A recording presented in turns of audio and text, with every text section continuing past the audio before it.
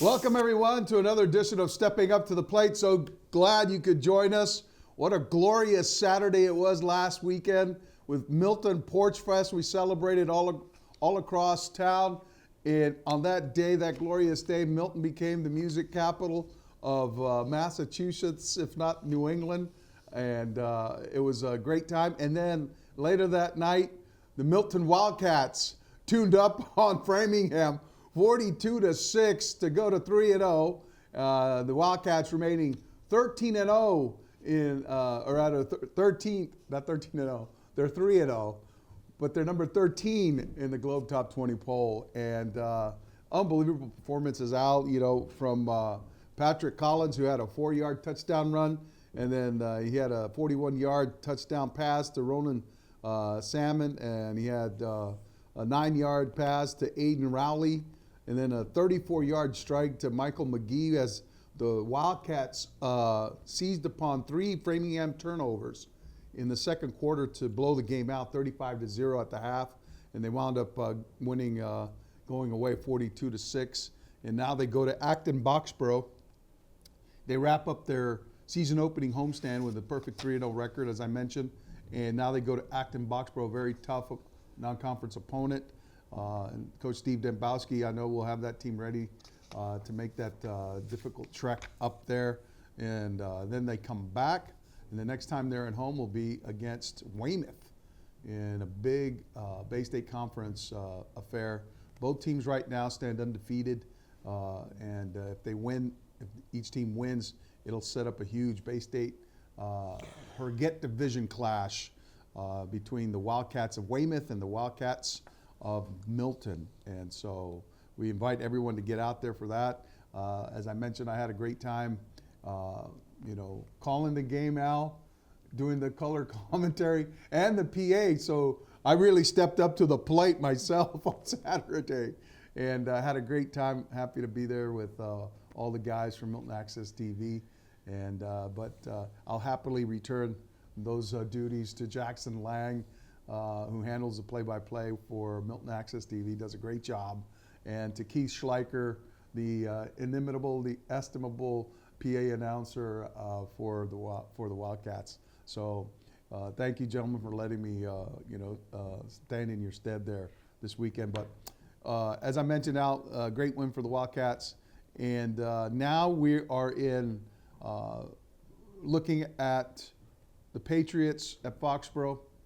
A tough loss, easy to diagnose. You turn the ball over 5 times, you can't expect to win. And it's problematic because they had 2 at the goal line in this 21-14 loss to the Steelers. Yeah, I think of course, you can't, against any team, have 5 turnovers. The big one was Ramondre Stevenson on the goal line. Yeah. I mean, and then the last one, of course, was Drake May throwing the interception. Yeah, that got tipped out. Yeah, that got tipped, but you know what? The ball could have come out faster. I think. when he fumbled the ball, I'm talking Oh, about. that He one holds too. his hand up like this, and he was running. He wasn't passing. Right. So, the penalties in the last 2 games. I mean, this team is taking like 20 penalties or even more. Yeah. And penalties and turnovers are killing the team. And then, without Gonzalez, the secondary is actually average. Yeah. Average. Al, and they pick on them too. I'm starting to think more and more that there's something more afoot here than just a hamstring injury. Well, could be. Because you would think that, given the amount of time that has passed in camp, all the time that he missed in camp, all the rehab he might have Well, presumably he's not been hobbling. doing. I mean, he don't look like he's hurt. I mean, and they all thought he was going to be back. He was questionable for the I'm game wondering on if this is Sunday, like but- a passive holdout on his part. Maybe. And you know what? And it's funny because there was something that Mike Vrabel said before this week in the lead up to the game against the Steelers, where he was asked about the availability of Christian Gonzalez, and he said, "Well, anything can happen." Anything can happen, to me, raised a red flag, meaning they may deal the guy.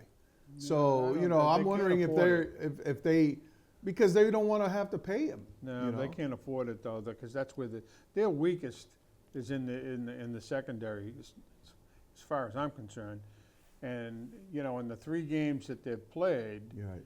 the only one that they looked like a team was last week when Ramondre Stevenson. Right. Now if he has trouble holding on to the ball on running plays, I'd use him out of the backfield to catch the pass because he's good. You know what, pretty Al, you hit on a great point there. He's also a viable weapon in the passing game. Yeah, well, if he gets a couple of yards in front of you, he's tough to bring down. He's the. I hate to say it because not that I hate to, but Vrabel said it best. We need this kid. Yeah. Because that team doesn't have a whole lot of tools. I mean, you got to remember they've got one of the easiest schedules of any team. I mean, they got Carolina, they got the Jets, they got Tennessee, they got teams coming up That they can beat. They should beat. They should have beat and the they Steelers should be at least 2-1 right now. Not- Yeah. and they could have been 3-3. 3-0. But anyways, tough to watch, but almost, in my opinion, this team is at that point where you still expect them not to play well. Right. You It know? was kind of like cringeworthy to see them in the throwback Patriots uniforms, and you kind of harken back to those days of futility when they used to wear that uniform, and Well, they wasted Hunter Henry. He had probably. oh my God, he had an unbelievable, I don't know how many unbelievable receptions he game. had, but Well, I'll give Vrabel credit for one thing, and that's being aggressive. Fourth down, deep in his own territory, they go for he's it. that. They were down 14-0. They can't punt it away at that point because you're going to give another possession and you're looking like you're going to go down 21-0. They needed to possess the ball. They needed to keep their defense off the field at that point because the defense was on there for an extraordinarily long time in the first half, and it was imperative that they do something. So I give them credit for having the temerity and the courage to make that call, to go for it deep in his own territory and then to execute it too. So, but still, there's a lot of things that they need fixing, and as you mentioned, ball security being chief among them. But unbelievable, and it seems like it's an epidemic right now in the league. You look at that slugfest Monday night between the Lions and the Ravens. Unbelievable game, Al. Yeah. But what was the turning point? Fumble by Derrick Henry. Yeah, but look at the Miami Buffalo game. They could have beaten Buffalo. I mean, they almost beat. They had them. I was shocked, Al. I was shocked. Yeah, I mean. In fact, I almost lost a bet with Peter Walsh. Do you think he'll pay up? No. No, I don't think so either. Well, he might. Well, A box of cigars. yeah. Yeah, well, tell me We about it. could no, not those. But the thing that is just like I said, it seemed to be an epidemic there in that game, and unbelievable though. And I think the Lions are going to get there. I think the Lions are going to get the Super Bowl this year. Yeah. Out of the NFC, the way they're playing, boy. Yeah, Let me we'll tell you. see. And I still like the Bills. Well, I like I the think Bills. it'll be a Lions and I Bills just- Super Bowl. I like the Bills because they got a terrific quarterback. And they do. But their defense is getting kind of dinged up right now. Yeah, look And- at Philadelphia losing. Oh. And then Kansas. No, Philadelphia won now. Did they win at the end? Yeah. Oh, I didn't see Jordan that. Davis blocked the field goal, Oh, Al. I didn't see it. And he I ran didn't- it back Oh my God. like 90 yards or something. It was unbelievable. Anyways, you got Kansas City. Still a good team. Yeah. You know, and Well, they ran into the Giants, which is. well, they had Philly and the Giants, and you Yeah. know, I mean, so I let's hope that the Patriots play well on Sunday, Yeah. because I think it's going to be. I mean, if they lose again, they've lost 2 games at home. Yeah. Yeah. They win down to Miami. They haven't won for 6 years. Yeah. And now they got Carolina. They lose to Carolina at home. Yeah. They're 0-3. Oof. Easy schedule. Then everybody's going to start to say, well, this team isn't any better than the last 2 years. Yeah. You know, it is what it is. But Yeah. Well, and the other team that we've got that all of New England has been riveted by is the Red Sox, Sal. As they come down to the end of the season here, they're making us squirm in our seats, Al. Every game has playoff implications now, yeah. and it's evident to all of them. And big win in the opener at Toronto. They took a tough loss though down in Tampa. Had a chance to sweep them. Yeah, they blew the 3rd game. It wasn't even close. But Right. last night's game was close. Yeah. And then, Giolito goes 4 2/3 innings. He walks 4 batters. That's something that has been a problem for him at the start when he came up. Someone made a very, I think, kind of relevant or observation. You're at the end of the season now, and he's pitched a lot of innings, more so than he has had the past 2. Crochet, same thing. They may be fatiguing, and when you have fatigue, you break down sometimes there are breakdowns in your delivery, your Yeah. release point. And you could see that, and sometimes his release point is not as accurate. Well, the thing with Crochet that you got to worry about, and he's pitching today, is he's been giving up a lot of home runs. Yeah.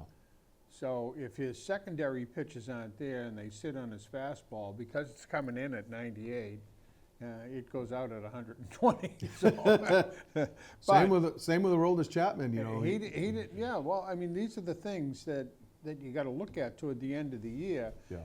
With Crochet was a reliever for a long time, Right. And then didn't throw a lot of innings. He's thrown, and he wants to pitch. He reminds me of Sale like that. He wants Yeah. to go 8. He wants to go 8, 9. He'd love to Yeah. go Yeah. all the way. Yeah. But if you look at it, there's a couple of things that are really stick out. One is Story, all of a sudden, who's been a terrific ball player for them all year. All year. All of a sudden is making a lot of errors. Got in the yips, Al. I think it's just the yips. Well, sometimes what happens with stuff like that is, the expectation is that you're going to make one. Right. and self-fulfilling prophecy. Right. But anyways, he's still been a terrific ball player. Bregman's not hitting. Yeah. Now, what the problem is, the kid could be in the 260s. I think he's only hitting 275. Yeah. I mean, that's average Yeah. for him. 18 home runs, whatever it is, 18, I think. Yoshida's been hitting.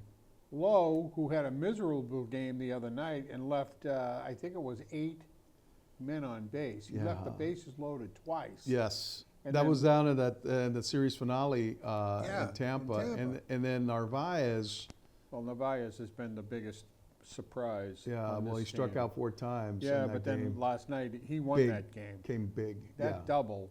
Big. I mean, that ball was hit. Well, that's the other thing too, Al. He had some well-struck outs, Yeah. before that.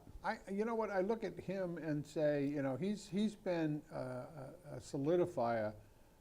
He's hitting like 270, 260 or 250 or whatever it Yeah. is.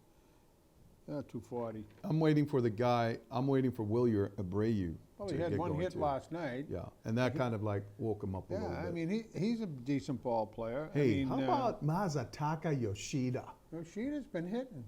I mean, I love his stroke. I really He's got a do. nice stroke, but He he doesn't. does. He's lost power. He only had 2 home runs. He hasn't been up at bat. But you know what? He comes through with.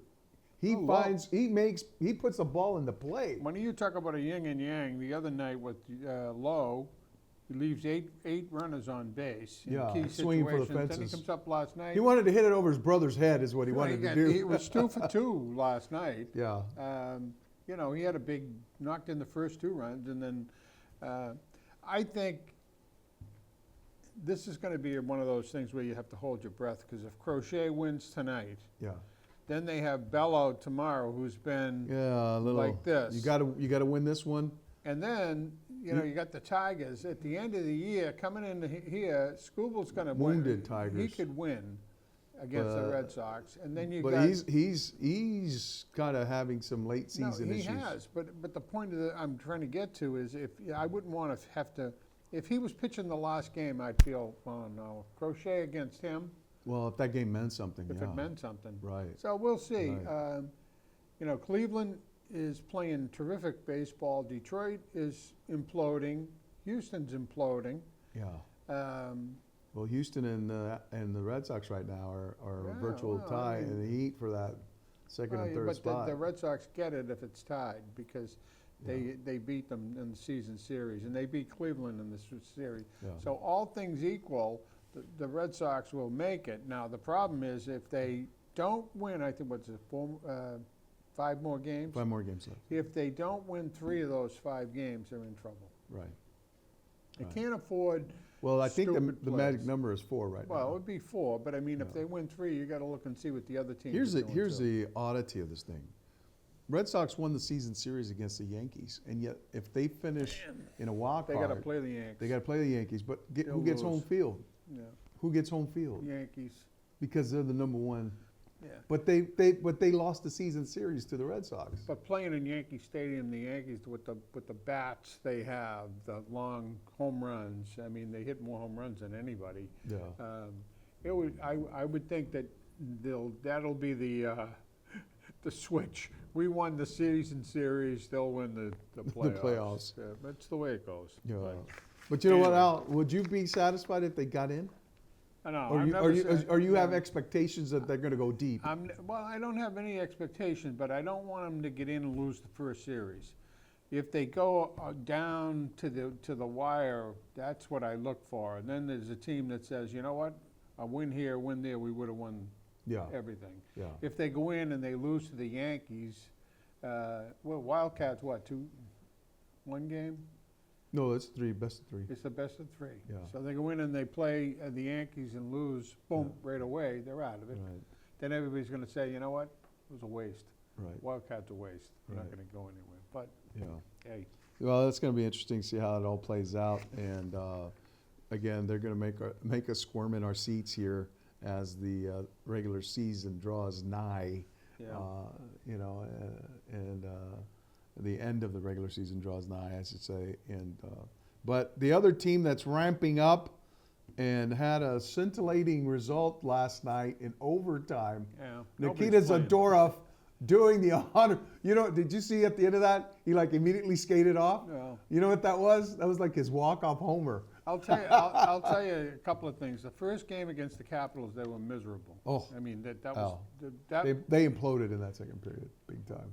But Marco Sturm says one thing is going to be a tough team to play. They were not tough to play. First of all, a lot of guys aren't playing. I understand that. McAvoy yeah. isn't playing. Matt Pasternak's not playing. Lampus Lindholm isn't playing.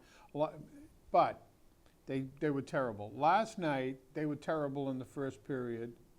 They were trailing 4-1. Yeah, in the third out. And Corpusalo, I couldn't blame him for a lot of the defense. Yes. Stinks. Well, you know what? It could be a function of new guys learning to play together, Well, a function of a new system. what I liked but- about the game, though, was how they came back. Yeah. And I'll tell you, the guys that impress me and the guys that don't. Putras doesn't do anything for me. Right. I mean, this is a kid that they had up here and Yeah. hasn't done anything since. He can skate. Yeah. He can make plays, but With the puck, but yeah. he's lost Yeah. out there right now. And if he doesn't get it, I bet you I can guess your guys you're impressed with. well, Blumel, to me, had 4 shots on goal last night and the first goal. Almost had a second. Almost had a second. Yeah. And I'll tell you, Esselman did two things last night. One, he took the puck away from Fox. Yes. But the moves he made on that was what's his name in goal. Oh, The yeah, best, just- best goalie yeah, in Igor. hockey. Yeah. And he went up Just third on yeah. the roof on this guy. Yeah. And then the second goal was his. He also had 2 shots on net. I thought Middlestat played a good game. Yeah. He was 0-2-2. He had no goals, 2 assists. He had 2 shots on net. Blumel had 5, incidentally, on net. Yeah. I'm not a fan of Zadorov on defense. Still, yeah. I mean, he's easy to beat. And he made one play where he just gave the puck away to the guy, almost scored. The Ranger scored, and that was in the 3rd period. I like Milton. He had 3 shots on net. The kid Asperod, I don't even know where this kid came from, had 5 shots on net. Yeah. None of them were. But at least they're aggressive shots. Well, see, that's what they need. They need guys. And I'll tell you, Lizell played a decent game back checking, but he was supposed to be a goal scorer. Yeah. And I don't see him. He's got to be careful here because if he doesn't show something, not just in preseason, because I think he's going to make the team, but in the first 10 games, that could be it for this kid. Yeah, I think he's playing for a contract. And Merkelov isn't playing. I don't know why. I mean, he hasn't played. Maybe they're trying to use other guys, and they know what Merkelov can do. They probably have a better idea of what Merkelov is. Because they've got so many guys that are brand new to and they the want team. to get them out. And you know what? He's playing with line. It's line changes. They are playing with a little more snarl, though, which is a good thing. Yeah, I like that, Al. I like that they're a lot. aggressive. The night before, I thought DiPietro looked weak. The defense was weak, but he didn't look like he could have made a big save. Do you think Korpisalo made a statement to get more playing time this year? He wants it. Yeah. The key here is, you only got 6 games, preseason games. I think Saturday's their next game. I'd like to see Swayman play a game. The reason why they might not play him in the first 3 or 4 games, and they may wait until the last 2, is you're playing with a minor league team in a lot of ways. A lot of these guys aren't going to make the team. So if they give up a lot of goals, like DiPietro did, it's because the defense isn't as good. Yeah. So, I mean, I watched that game last night, and I thought that, did you see who was on that, on the Rangers coaching? Sullivan. Joe Sacco? Quinn. Yeah. From BU. Yep. And Sacco, who played BU. BU. Yeah, it's a BU connection. Yeah. But you look at they that, take care of their own. Boy, not only take care of their own, but those 3 guys there are all good, the Rangers are going to be tough. Oh, they're going to be a tough team. Yeah. Oh, but they have great players too. Well, they have good goaltending. They got young players. The kid Perot looked pretty good. I like that kid Taylor Fixwalensky or Trey Fixwalensky, who scored the first goal for them. Well, the other guy that the Bruins looked pretty good is the kid from Edmonton. Asmarov, or what, I forget how you pronounce his name. Yeah, Gabrikov, I think. No, it begins with an A. But anyways, or an S. Yeah. But so there's so many new players on the Bruins. It's going to be very difficult to keep track. Well, to see what happens, because it's not it's very hard in preseason because you're not playing against the best usually. No. Well, that's the same in the NFL, right? But what you got to have, and what the Bruins need, is one, aggression, make it tough to play against them. Right. Come back like they did last night, even though Right. it doesn't mean anything. I mean, it does and it doesn't. And then shots on net, because they're not an offensive team. No. So when you see guys like Asperod, even Zadora had 4 shots on net, incidentally, but he's 2 came late in overtime. Yeah. Blumel is all over the ice. The kid is good. He scored 39 goals, last year. Yes. He's had 30 the last 2 years. Yeah. So, of course, he's playing at the EHL and the AHL and stuff like that. You don't transfer those points to the NHL. No, but I think the skills are transferable. Well, that's what I'm saying. So you look and you say, okay, this kid shoots. He's a sniper. Yeah. So if he shoots on net, some of those things, if he ends up with 20, 25 goals in his first season, that's pretty good stuff. Well, the Bruins' first goal was a thing of beauty. I mean, with Middlestat, controlling the puck on that. And here's the other thing too, Al. On the PK, or actually on the power play, I like Middlestat right there controlling the puck Yeah, down low. everybody and seems to, but you know, I like him on that. I like him a lot on that power play. I think he's going to be he's a make or a break. catalyst on that. His on that name power came play. up, you know, incidentally, to be traded to Montreal. Really. Montreal's looking for him. The Bruins are looking at this kid. God, I can't. You know what?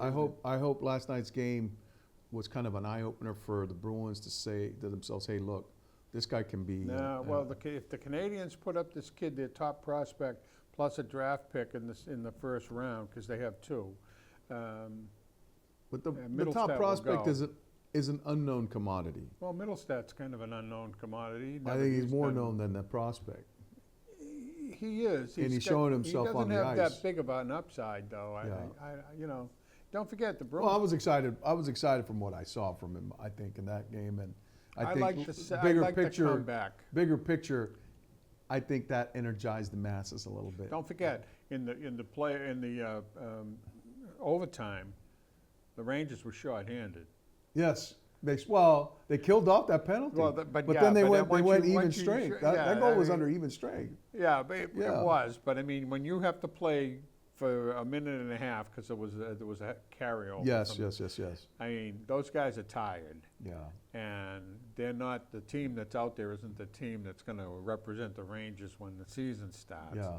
And you know what, Zadorov, he skated around the net incidentally, Yeah. and then came this way, turned and rifled one. Actually, I mean was a good shot. he's probably, in my opinion, more of an offensive You almost guy. roofed one before that. I know he hit the post, but Yeah. But anyways, I'm well, in not the a time fan. that we have left, Al, I wanted to talk a little bit about that Ryder? great event in golf, the Ryder Cup. It's here, Al. You know, I think that starts tomorrow. down at Bethpage. Is it tomorrow or Friday? It might be starts. Friday. It starts Thursday. Is Yeah, it? I think it starts. No, Friday. I Friday. think. I Friday. think it's Friday. Friday. Yeah, but the festivities are already underway. You know, Yeah, with the practice rounds and I've been whatnot. watching. Me too. Al, how do you feel about Keegan Bradley bringing home the cup to the United States? And how cool would it be to see Massachusetts native? Well, they do that. lost it the last year to the Europeans. In Italy. The Europeans are better prepared in a lot of ways. I mean, they were out there. I saw last night on the pre-shows. They go out and they mark where the Bethpage. I played Bethpage. I have too. I've never played the black. I played the other course. Yeah, and you know what? It takes a lot of heat. A tough test to golf. Well, it's a public course. Yeah. But what's interesting about it is there's a lot of holes that favor the Europeans. Yeah. And there was a lot of controversy as to why the Americans picked Bethpage if it favors the Europeans. It's because of the New York fans. They're going to be on them. Well, but here's the problem with the New York fans. If they don't go off, and they usually don't go off and win the first matches, Turn on the fans will Americans. turn on them. Where the Europeans will never turn on their players, never. Even if they're down, their players are gods, where the American players are, not gods. Maybe Scheffler a little. They're treated like indentured servants. Yeah, well. So Well, it'll be interesting. but- I think they got a good shot at winning. Yeah. They always have a good shot at winning because we have a plethora of good players. Yeah. But the Europeans have a smaller group of excellent players. I mean, Yeah. you take McIlroy, and I mean they're loaded. Yeah, Justin That'll Rose be and all that. interesting. Yeah, absolutely. Well, it's going to be interesting to see who comes up with the cup. The Euros only have to score 14. The U.S. have to score 14 And a half. and a half in order to clinch the cup. So we hope it's a good time for U.S. this weekend down at Bethpage. All righty, everybody. Thank you so much for joining us. We look forward to seeing you next time here on Stepping Up to the Plate. Thanks, everyone.